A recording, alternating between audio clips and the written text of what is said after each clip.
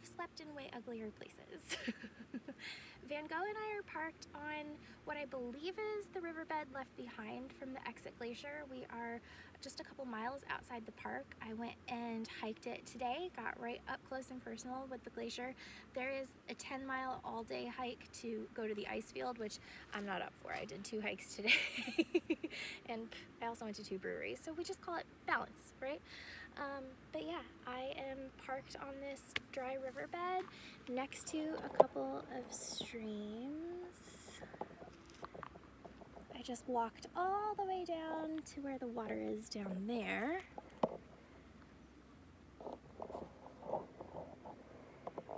I picked up driftwood. I'm about to try to start a fire, which I haven't done without assistance in a very, very long time. Like, probably not since I got the Girl Scout badge for it in elementary school. So I might try to take a time-lapse video so you can see how terrible I am with fire skills.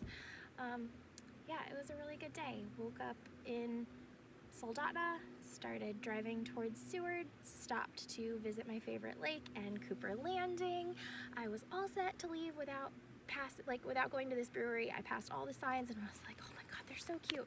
It's 11:30 in the morning. Am I really gonna stop for a beer? And honestly, it's a bathroom, it's Wi-Fi, and it's something new to try that doesn't take very long. So I stopped and I had the best time. It's a really, really, really cute brewery with a blue Yeti food truck, and they had fantastic beer and seltzer, and their merch was adorable. I am not a size small, but this is the only one of these hoodies that they had left that like unbuttons all the way down. And I was like, that looks like it might fit. I'm trying it. So I officially have merch from yet another brewery. So my souvenirs so far are a brewery hat from Black Spruce and this Cooper Landing hoodie. At least I have a theme and I'm consistent. Yeah, explorations have been fantastic. I drove to Seward, checked out Exit Glacier. I went and walked around downtown Seward. Seward is the mural capital of Alaska, so I walked around snapping photos of murals. I checked out Seward Brewing. They had a pho sandwich, and that is a super trendy thing that I am reading about in other cities, but had never gotten a chance to try one. Their credit card machine was down, so it was cash only, and luckily I had the exact amount of cash needed to have a pho sandwich, a flight of beer, tip my waitress, get some tips on what I should do in the area. I was trying to figure out where I should park. I passed tons of campgrounds that were full, and I had remembered seeing that there were just some turnoffs near the state park, and I was like, if nothing else, I'll just go park in one of those turnoffs and hope for the best.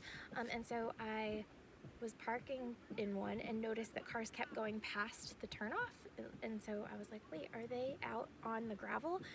And I followed along and got myself a primo spot, and I couldn't be happier. I made some phone calls. There is a Kenai Fjord river cruise, and so they take you around to see the fjords and the glaciers and the wildlife, and it was what everybody said you needed to do when you got here, and the one for tomorrow was sold out. Now, I love this part of being a solo traveler because everybody fits you in. So the brewery was really crowded and I wasn't supposed to get seated for dinner, but because I was solo, I got to pop into the bar and had no problem. The cruise was sold out, but I called and I was like, it says sold out online, but I don't need a seat. I don't need lunch. If you just put me on the bow of the boat, I'll wear extra layers, but this is the only day I can go on the cruise and I'd really like to. And she was like, oh, I can get you, I think it's called an adventurer pass, or a sightseer pass, but she fit me on the boat, no problem. So that's what I'm going to be doing with tomorrow, and then I head back to Anchorage for a quick overnight, and then it's off to Denali and the end of this adventure. I couldn't be more thrilled with how it's going.